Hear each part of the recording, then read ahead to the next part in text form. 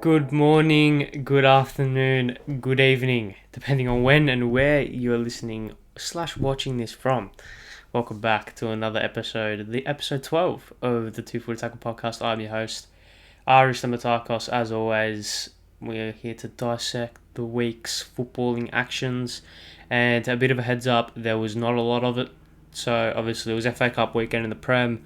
Granted, there was some other tidbits that happened in various different leagues, and also there's an international break coming up, so we'll preview a couple of things from that as well. But before we get into it, I'd like to implore you all to subscribe on YouTube. I really want to get that growing, so if you could all subscribe on YouTube, give the podcast a like. We've also got clips now on the YouTube channel, so if you don't want to listen to me talk about football for an hour, you can listen to me talk about football for 15 minutes instead, or 10 minutes, or whatever it is. So yeah, subscribe, like it on YouTube, and obviously Spotify, Apple Podcast, Google Podcast, the whole 9 yards in the audio department. Any support, engagement would be very, very much appreciated. Now, like I said from the top, there was literally nothing that happened. I say literally nothing. There was very little that happened in the footballing department this weekend, which is not very good considering there's an international break next week, so we're going to have to figure out something for that. But there was obviously the Everton Newcastle game, which had a whole lot of things to talk about, so at least that gave us something. And the title race is now blown, or has now been blown completely open, and is now Liverpool or cities to lose, depending on where you say it. I just want to give myself a bit of props for predicting Villarreal to go through, but we'll get on that a bit later. Is Jesse Marsch the saviour? That maybe. I'm not saying he's not. He could be. Probably isn't, but he might be. We're also going to speak about the Socceroos squad, preview the game for Japan, and also I want to speak about the England squad, because there is a couple of things which get me annoyed about Gareth Southgate's selection in his team department. And obviously we got who went in two-footed, which I'm going to give you a peek behind the curtain. I actually haven't written down a candidate for who went in two-footed this week, so it's either going to be no one, or I'm going to come up with it during the podcast. So there you go. You'll see my brain ticking trying to think of that throughout. And of course we'll preview the week ahead, obviously, like we said, international break. But let's start with the bizarre scenes of the Everton Newcastle game. Now, this happens midweek, and there is a whole lot to speak about. So, firstly, we'll speak about the footballing side of things first. Obviously, Everton won in the 99th minute, I think it was, through an Alex Iwobi goal. It was a beautiful move between Calvert-Lewin and Alex Iwobi, and Iwobi's a really weird player because he's shown that he has quality. He has very good quality at times, and he's played very well in big games. I know he scored a cracker in the 4-1 loss against Chelsea in Baku. He's got a really good goal there, and pretty much changed the game when he came on, but he provided Arsenal's only creative spark when he came on. And even now, he went to Everton. Granted, Everton bought him for like 30 million, which was bonkers, like really just mental. But he just struggles to find the consistency, and he also struggles to find the position, because a lot of people think that he's a player that plays out wide, or he's like a winger, inside forward. I personally think he's better off as a 10, or as maybe a very advanced number 8, where because he's not quick. He's quick, but he's not like lightning quick. He's not like Riyad Mahrez quick, or like a Leroy Sané quick. Like, he's quick, but so I feel like his close control and his intelligence on occasion suits him better as a number 10, which is again bizarre because he hasn't played there at all for any of his teams. At Arsenal, he was exclusively a left winger, I'm pretty sure, and at Everton, they don't really play they brought in Dele Alli and Van der Beek, so I mean, does Iwobi fit in there? I don't know. But you can see, because that move came from a central area, he found space in between the lines, and he really capitalised on holes in Newcastle defence, which again shows his intelligence. because he's not a dumb footballer. You're not a dumb footballer if you can, in high pressure scenarios, just play really methodically and pick your way through a defense. It was really good to see, and for a player even that's been completely written off, it was good to see that that he produced something in the big moment, in a big game as well. Let's not forget, if Everton lose that, they're almost favourites to go down, but they won, not really convincingly, but they won, and you just need to rack up points at this stage. I think they'll be safe now.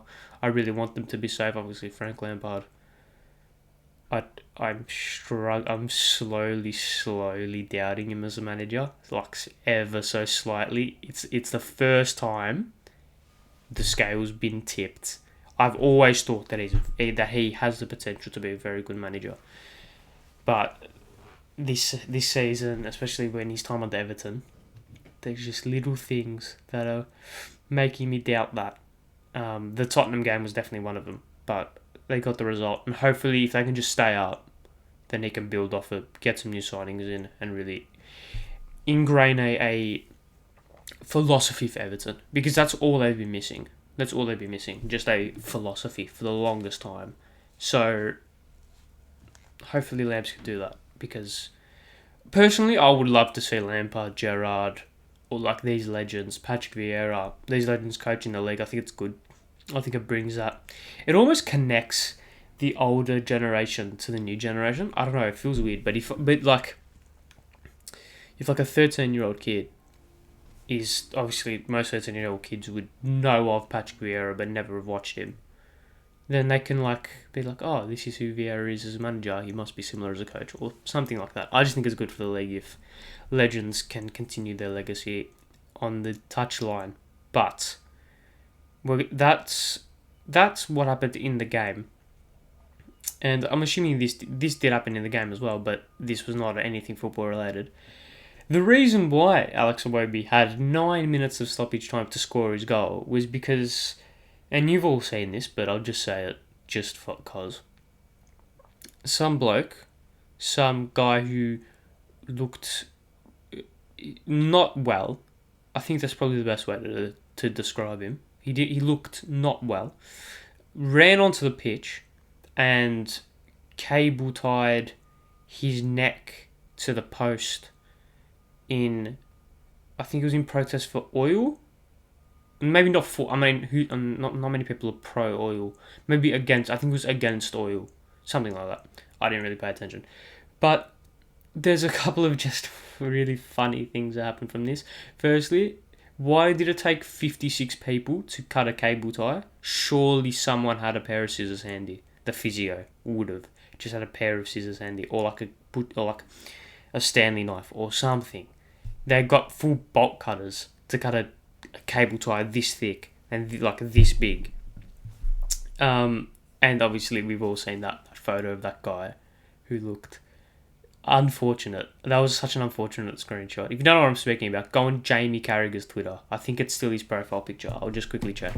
But go on Jamie Carragher's Twitter and you'll see what photo I'm talking about, because it is unfortunate. Okay, he changed it, but I'll see if he's posted it. But yeah, it was this. So if that's gonna focus, please focus.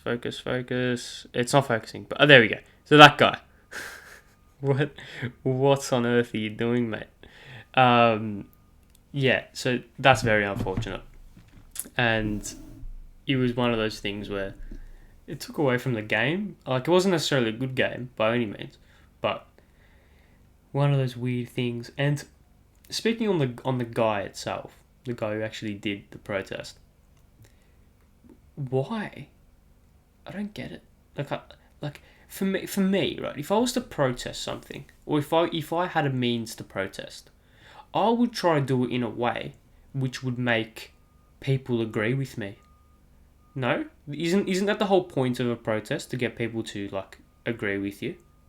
Because what does pissing 55,000 people at Goodison Park do for your cause? Do you know what I mean?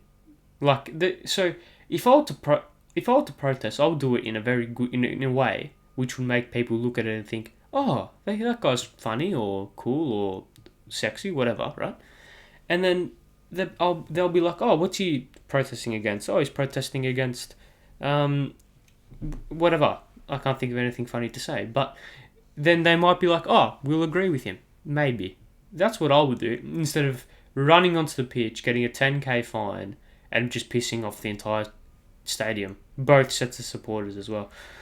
I don't necessarily see the use of that. And also the irony of using a single-use plastic in an environmental protest. I think that is beautiful. I think that is absolutely... Oh, I love that. Because he's tried to do something good, but he's just hurt the environment in a very direct way. So, suck shit, mate. Go get the help you need, because you clearly look like you need it. With all due respect, of course, but you don't... Yeah, like, it's a bit harsh, but he didn't look well, did he? He did. I mean, again, that's very harsh. He didn't look well. Maybe it was an act. Maybe he just like did it to piss the stadium off, and he wasn't even protesting against anything. I'll tell you what has come of it though. We've got a brand new meme template, which is good. I love seeing those all over the timeline and on Instagram and etc. We've got that. So at least one good thing has come from it anyway. So another thing that happened from that game, which wasn't football related, was Frank Lampard breaking his hand in the celebration of the winner, sorry. And it's made me think two things. One, I don't get it. How do you break your hand in that, like, I'm just so confused. How do you break your hand in a celebration which there's not a lot of, like... It's not like he broke his hand in the dressing room where he could have, like, punched a wall. Did he, like, punch the ground? Or did he punch, like, the advertising boards? I don't know. But it was a nasty bruise. He showed it on an interview, I think it was with Sky. It was a nasty bruise. Like, really... It was clearly broken.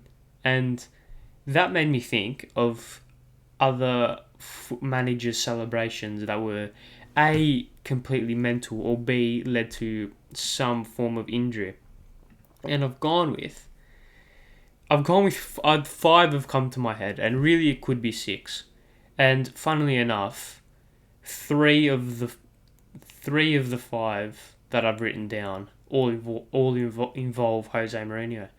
I just find that great. So we'll start with Jose against Porto. No, Jose for Porto against United, where I think it was obviously in the 2004 Champions League. I believe it was a round of 16 game.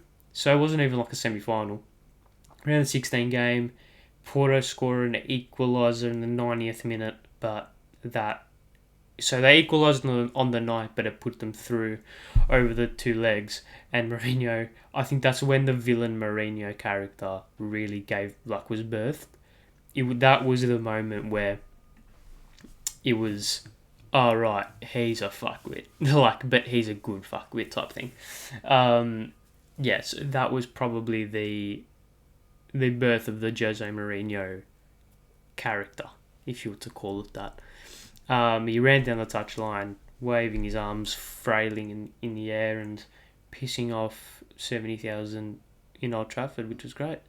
Now moving on to another incident that happened when Jose Mourinho was manager of United this time. Antonio Conte for Chelsea against Jose Mourinho's United. Now this was in the second season of Conte, and Ross Barkley had just scored a 96th minute equaliser. And granted, this was not directly Antonio Conte's fault, so I understand that. And Ross Barkley just scored a 96th minute equaliser, and the whole coaching staff pretty much just ran down towards the Matthew Harding end. So that's the right hand side from the camera view at Stamford Bridge, and in doing so, they ran past the United box, and obviously you have Mourinho sitting down, slumped in his chair. And for whatever reason, Mourinho just started to have a kick-off, just started to have a scrap, and I think that's just when you get under Mourinho wants to get under your skin so bad, but when you piss him off, doesn't like it. He can give it, but I don't necessarily think he can take it.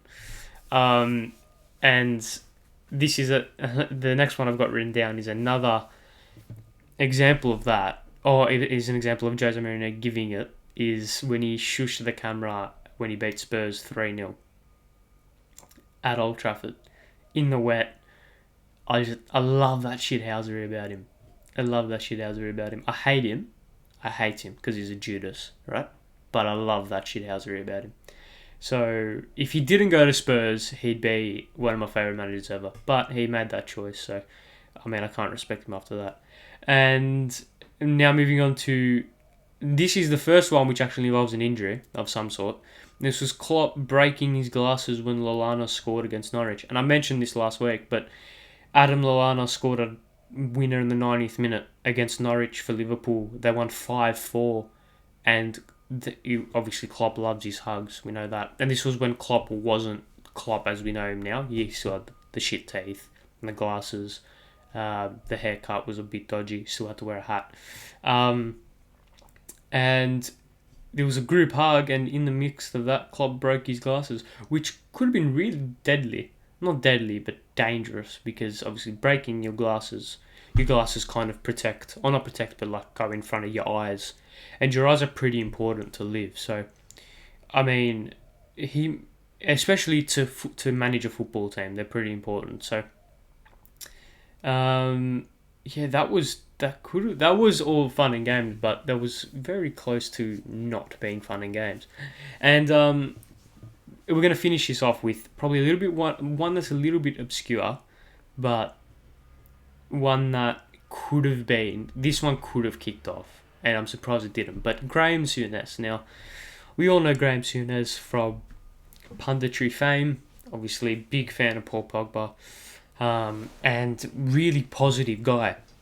He was once a football manager, not the game, great, cracking game by the way, but a football coach. And he was coaching Galatasaray in the Turkish league. And they played away to Fenerbahce. And for those who don't know, Galatasaray and Fenerbahce have probably one of the most fiercest rivalries in the world, right? And after Galatasaray won, Souness runs in the middle of the Fenerbahce stadium and plants a Galatasaray flag on the centre circle, which caused an almighty kickoff. And I'm surprised there was no deaths from it, but that did cause a retaliation via a Fenerbahce fan who, in the reverse leg, I think, I might be wrong, but this is from what I remember. This happened in the return leg in the reverse fixture.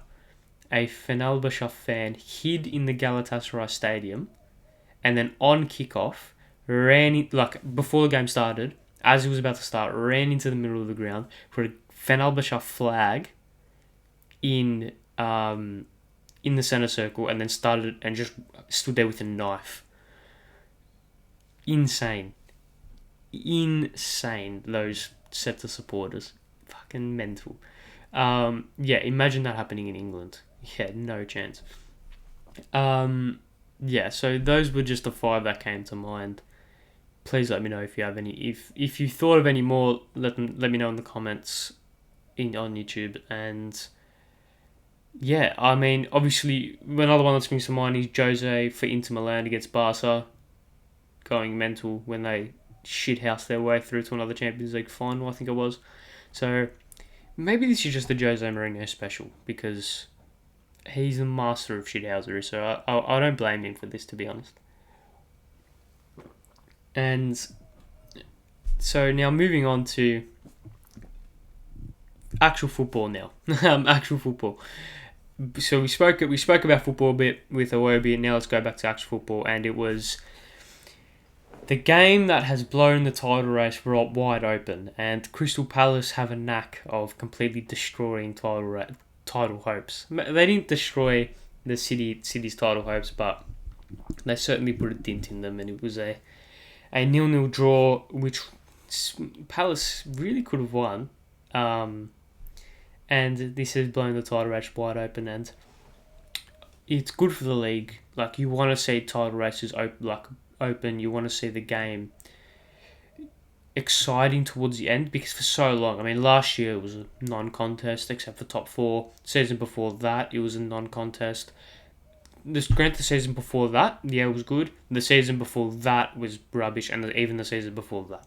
So you had City winning 2 years in a row.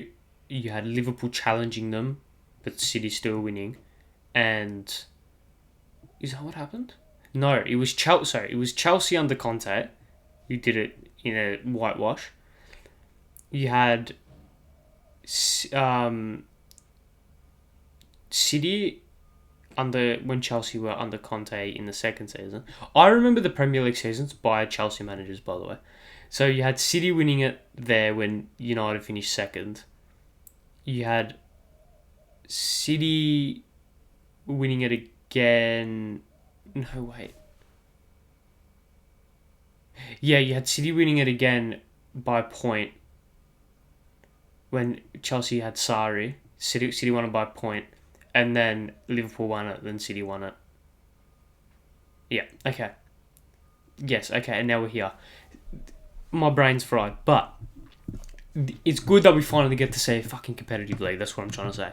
And it was a league which throughout maybe December, January, I thought was here we fucking go again.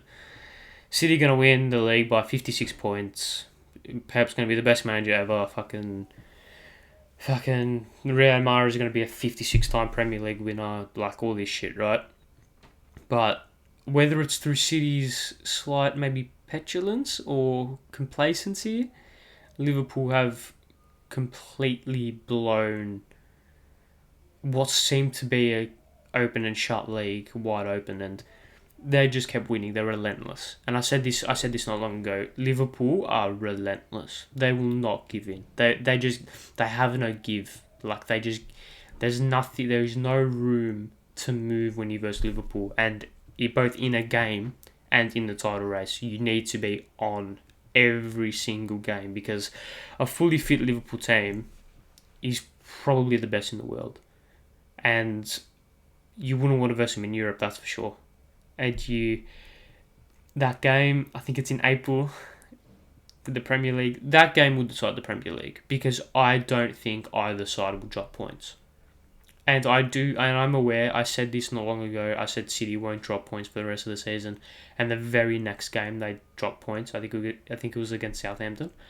But there's just something about these two sides at the moment which Liverpool, like I said, are relentless. They won't drop points, in my opinion. City now have that fire up their arse which they needed. They needed that kick up the backside, that scare, that, oh fuck, they're 1 point behind us, we need to go.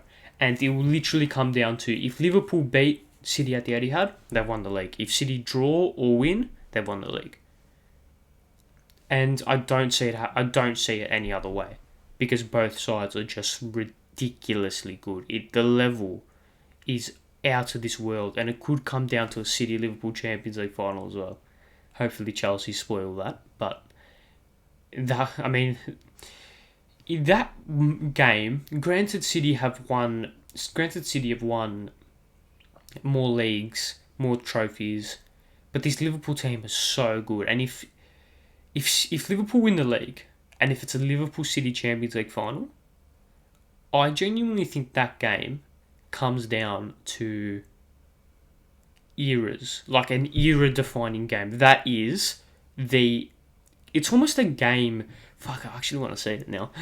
I've hyped myself up. Obviously, I want to see Chelsea retain the Champions League, but see, if Liverpool win the league, because that will be decided before the Champions League final. If Liverpool win the league, I still think it can be Liverpool City in the FA Cup as well. Ignore the FA Cup for now. But if Liverpool win the league and City Liverpool in the Champions League final, that is like a grand final for the era. From like 2018 onwards till now, this 5-season era, give or take, it's Klopp versus Pep. Probably. Liverpool versus City, and because you have City who would have won what, 4 league titles when Liverpool, like since Liverpool have been the Liverpool team that we all know. So what, that would have been when they lost to Madrid that season. So like the first Salah season, right? City won 2 leagues, then Liverpool won a league, then City won 2 leagues, or City won a league. So it's 3-1 in terms of the leagues, and Liverpool have won Champions League and a Club World Cup. In my opinion, it matters, but if you don't think it matters, then whatever. But if you don't count the Club World Cup, you can't count if you're not going to count the Club World Cup, you're not counting the Carabao Cup, because that is the definition of a Mickey Mouse trophy. Anyway.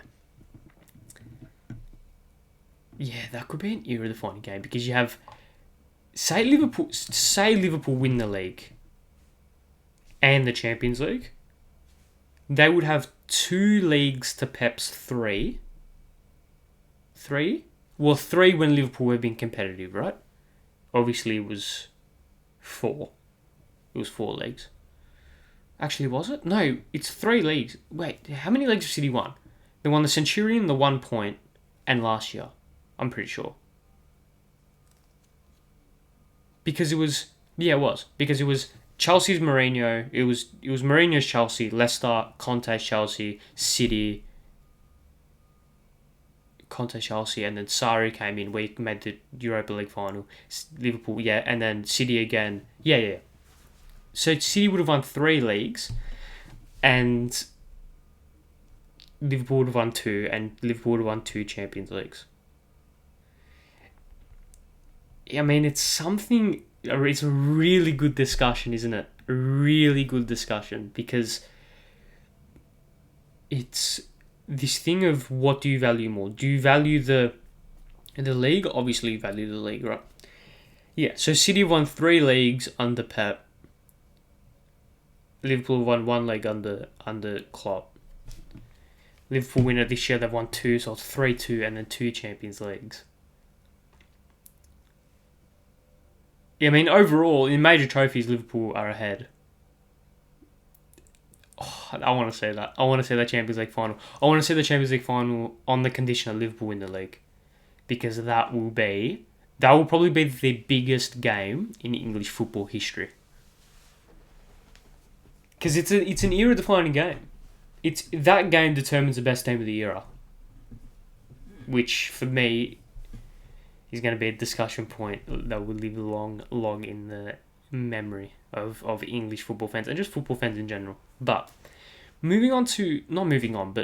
wanted to ask 2 questions, or 2 questions. I think is the best way to describe it. How Liverpool can win the league. Now, Liverpool will win the league if they just keep going, and it's something really easy to say, but like I genuinely think Anfield has a lot to do with this, and the noise and just the energy that ground creates.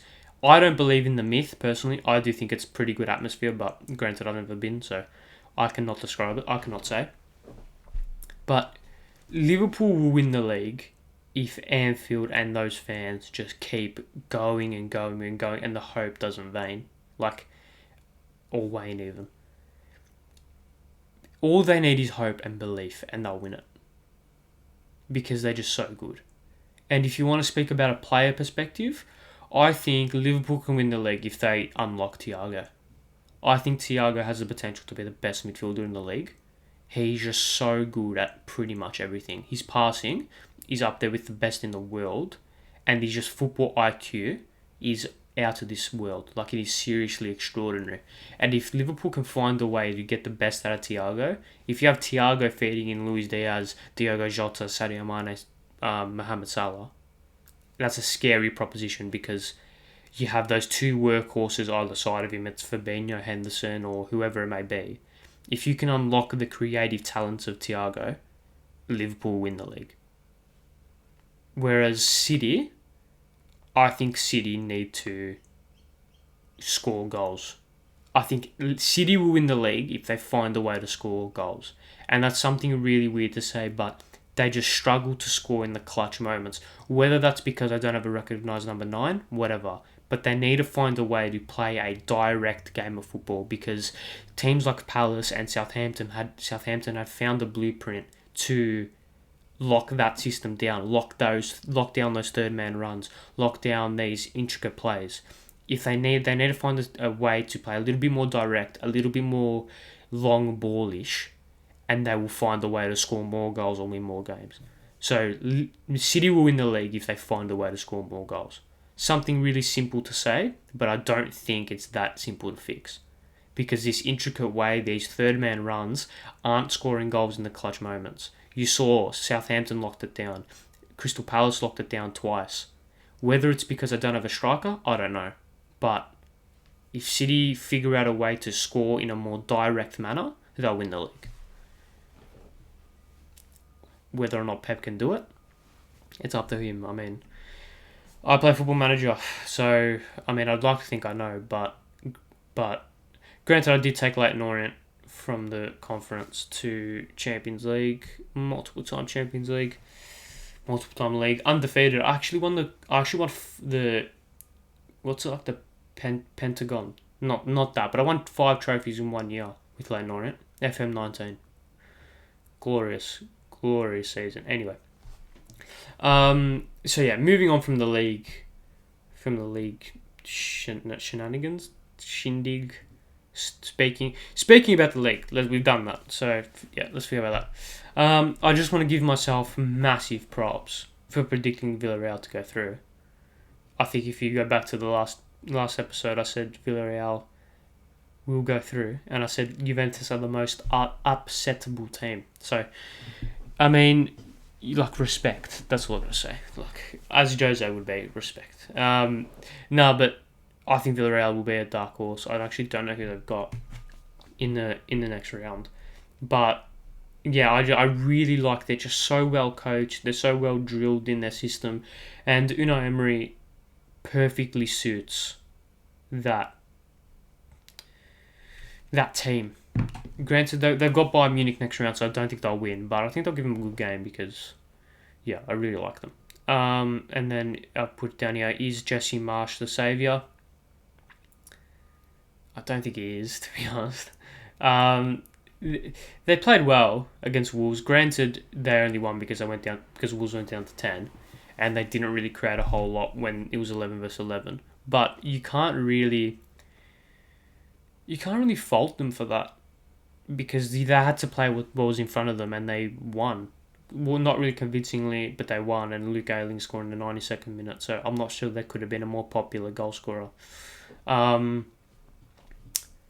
think they'll stay up. I think it's Burnley, Watford, Norwich who are down. I think Newcastle are well safe. Brentford, I think, are well safe. And it's Everton and Leeds who just have that. They have that dog in them. Granted, I think Burnley do as well, to be honest. I just think it's one too many seasons for Burnley. It's just been one too many scraping by the skin of their teeth. You saw it with Sunderland not long ago, who kept staying up somehow. They just kept staying up, and I don't think it will last for Burnley. I think this is the season which sees their downfall, but still, I think they've still got a couple of games in hand, so it's not over yet. It's not over just yet. So now, obviously, I've just spoiled what I was going to say, Fikayo Tomori. But what I was going to say is, obviously, international break coming up, so I want to speak about 2 squads in particular. I want to speak about the England squad, and I want to speak about why is Fikayo Tomori not in the England squad. It is seriously a joke. It's borderline Premier League bias at this stage, because how can Tyrone Mings, how can Harry Maguire get into that squad, and Fikayo Tomori not? Because he starts for me in an England 11.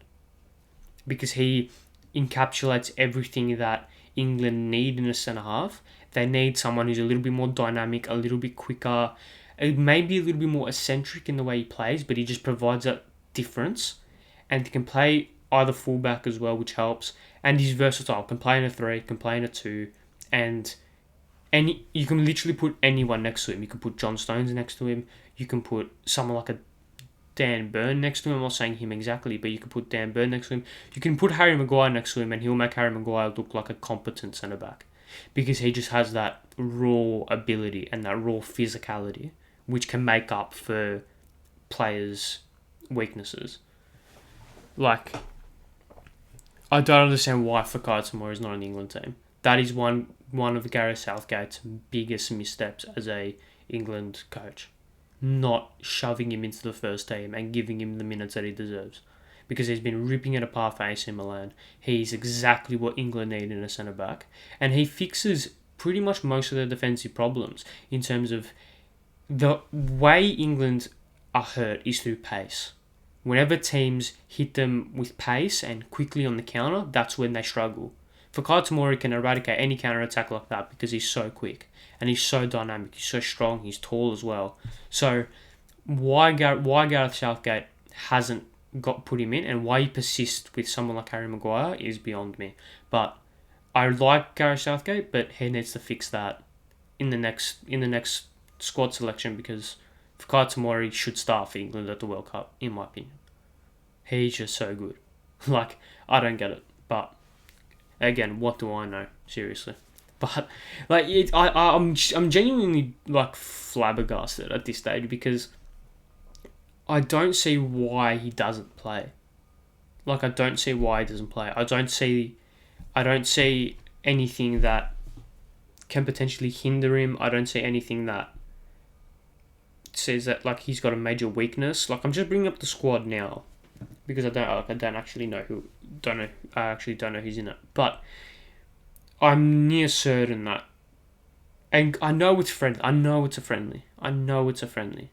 But like, Connor Cody's in there, Tyrone Mings is in there. With all due respect, why isn't Fikayo Tomori in there? Like, I know it's friendlies, but you can't. Friendlies set a precedent, or they don't set a precedent, but you need friendlies. Like, friendlies are so important of just building cohesion and building just like familiarity. Like, I know Fikayo has good familiarity with Mount. I think he played in the academy with Rice as well, obviously with Reece James. But yeah, I'm trying not to be biased from a Chelsea perspective, but I just don't understand why he's not playing. And now moving on to the Socceroos squad versus Japan. And it's been a squad absolutely tormented with just last minute changes and whatnot. I'll preview the Japan game in a bit, but I just want to go through the squad. So Craig Goodwin was in the squad, he's now out. Jackson Irvine was in the squad, he's now out. And also, I think a couple of other players were in the squad as well who are now not playing. But this has now brought in Ben Falami, who is making his Socceroos squad debut. And obviously Kenny Dougal, who plays for Blackpool. And he scored in the playoff final last year, so he's got something about him. But this means the squad is Nathaniel Atkinson, Aziz Beich, Martin Boyle, D'Agostino, Milos Degenek, Kenny Dougal, Mitchell Duke, Ben Falami, Bruno Fornaroli, Denis Janaru, Ryan Grant, Adrian Hrstic, Jamie Jago, Frank Kragic, Joel King, Lecky, Awa Mabil, Jamie McLaren, Connor Metcalf, Andrew Redmayne, Tom Rogic, who I think got injured as well, playing for Celtic. I know he got subbed off, so I don't know if he's playing. But Kyle Rouse, Matthew Ryan, Trent Sainsbury, Yanni Stesnes, Marco Tilio, and Danny Vukovic. That's a squad to face Japan. I'm so worried. Personally, for me, Jackson Irvine was so important to that system and I would have started him in a heartbeat because he's been playing so well in Germany. But what you have to take into consideration, you'd think the front three doesn't write itself, but you think it's some mixture of Fornaroli, McLaren, Mobile, Lecky maybe, or Boyle. who, for me, are all capable of performing well. And I want to speak about Fornaroli quickly before I move on. People are so upset about Fornaroli. Now, for those who don't know, Fornaroli was from Uruguay, didn't get capped, has been in Australia for fucking 150 years, it seems like, and has now been given citizenship, thus makes him eligible for the Socceroos. I don't see anything wrong with that, with him playing. A lot of people are upset by it. I don't. It's for two games which are absolutely must win against Saudi Arabia and against Japan. Get the best players in the team, for me. I think Fornaroli will come in, have an impact. Whether he goes to the World Cup, if we get there, is a different talking point. But for now, I think it's a perfectly good selection, and I think I don't know if he starts yet, but if he doesn't start, he'll come off the bench and make an instant impact. So I don't see anything wrong with it.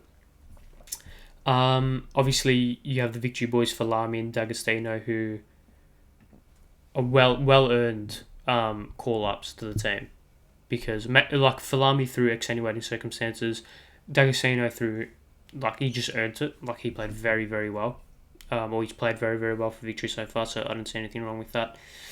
But that midfield really worries me. I think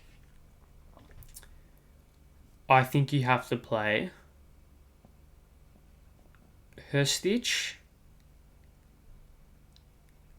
Jago, and Genero. I think that's what I'd play. But you can't drop Rogic, can you? It's really difficult. And to be honest, with Aaron Moy not in the squad, it actually helps, because that's just a selection headache. Obviously, Aaron Moy out through, I'm pretty sure it's COVID, or injury. And that midfield, man, that is the missing piece, because the defense writes itself to an extent, and so is the attacking three if we play 4-3-3, or some variation of that. I don't think they're the woes. It's that midfield, and it's that connection and that energy, because probably our three most talented players not in the squad but in the country are Moy, Rogic, Hrstić. You cannot play those three. It just does not work. So you need an engine. For me, that engine is Jackson Irvine, but you can't win them all. I mean, it's very unfortunate that he's gone out in the way that he has. I genuinely think it's... But Rogic has been playing so well. Is he injured? I just want to quickly say... I probably should research this, but if he's injured, then Rogic in doubt as Socceroos availability crisis or worsens. So he's... okay. So he's in doubt. So let's just assume that he doesn't play the Japan game, and he plays a game against Saudi Arabia. For a game that is absolutely must win, I think you go with Hrstić, Jago, Genero. I think you play that. But then again, Dougal played well. Dougal's been playing well. Fuck, it's tough. And obviously, no Graham Arnold. He is in self-isolation, so he will miss the Japan game, I'm pretty sure. Jeez, you don't want this uncertainty and these unavailabilities coming into an absolute must-win game. And I think this beautiful segue to me analysing the game itself. So the Socceroos, without a shadow of a doubt, and without... I don't even know, that didn't make sense. But basically, the Socceroos must win this game against Japan. It is... We have to take 6 points off Japan and Saudi Arabia. Granted, Japan's here, which is good because we don't have a good record going over there. But then again, you don't want to go to Saudi Arabia. You don't want to go to the Middle East, especially in midweek. I'm pretty sure the game's in midweek. It's I'd rather have that game second, which is good because I wouldn't want to travel and then come back. So I'd rather have that game second. And in the first leg, I think Saudi Arabia were missing a lot of players, but we dominated them and we probably should have won. So, I mean, we'll preview the game against Japan. it's from like we struggled against Japan last time, and we got bailed out by a Hrstić goal, free kick, which then got cancelled out by I think it was a deflection, or it was like a very like scrappy goal to concede. I'm just really cautious about this game, and I'm really scared because if we lose, we have to go through qualifying, which means I'm pretty sure at this stage we verse the UAE, I'm pretty sure, in a one-legged game, and then we verse, I think at this stage it's Uruguay. So, like, fuck me. Like, why can't this country just do things the easy way? We're in pole position. We got 1 point off. I think we won our first 2 games. Sweet. We drew to Saudi Arabia. I'm pretty sure that happened first. We're like, sweet. Get a point against Japan, and we're mate. Oh, we're rosy. Like, we're gonna go through no problems. We lose against Japan. Okay, fuck. Not the best, right? Like, to put it lightly, not the best. I just want to see what our fixtures were, because I don't actually know. But like, we were in such a good position. Like, such a good position. But, yeah, so we beat China, Vietnam, Oman. Sweet. Like, we beat them all pretty comfortably as well. Unreal. We lost to Japan. Alright, not the best result. But we get a point against Saudi Arabia. Could be worse. Then we go to China and we draw. Then we beat Vietnam, and then we go to Oman and draw again. It's just like, fuck me, man. Like, I just don't get it. Why can't this country do anything easy? If I had to give a prediction, I don't think we'll win. I just don't have that confidence in this team anymore. If you were to ask me this question, if you were to ask for my prediction before the first tie, or before the reverse fixture, I would have said, we'd win 2-0 easy, because I had confidence. Now I'm devoid of all confidence. I feel like the Australian public is devoid of all confidence. And it's just... And I think the team is just devoid of all confidence as well. I just don't have that faith in this team anymore, to be honest, and it's really annoying. Because we're going to go through qualifying again, and we're going to verse Uruguay, and Uruguay, not Honduras. Let's not forget that. We got through last World Cup, we went through qualifying. We nearly got knocked out by Syria. Let's not forget that, right? Like, Omar Al Somar was literally centimetres away from knocking us out. And then we drew to Honduras over there. They came back here and we won, thanks to 3 set pieces. Like, we're gonna lose, man. Like, I really didn't want to say that, but I just have no faith in this team anymore. I just have no faith. I don't understand it. I just don't understand it. But I think we're gonna lose. If we manage to win, if we manage to scrape 3 points, we go to Saudi Arabia fighting for our lives, I think we'll win that. But if I had to give a prediction, I'd say 2-0 Japan. I just don't have confidence. And I really hope I'm wrong. Really, really hope I'm wrong. The first time in my life I'd want to be wrong. But I just don't think we'll do it. It's frustrating. But that's, for me, what the truth is. Yeah, so let's move on to something lighter, because that's going to make me depressed if I keep speaking about it. We've now got to the only segment on this podcast, Who Went In Two Footed. For those who don't know, basically this segment is where I dissect. I basically just say something that happened throughout the week by a player, organisation, a team, a fan, a manager, coach, whatever it is, who did something daft, who did something dumb, who did something really stupid. And like I said from the top, I didn't have anything written down on the run sheet for this, and I still haven't thought of one. So we're just going to go with...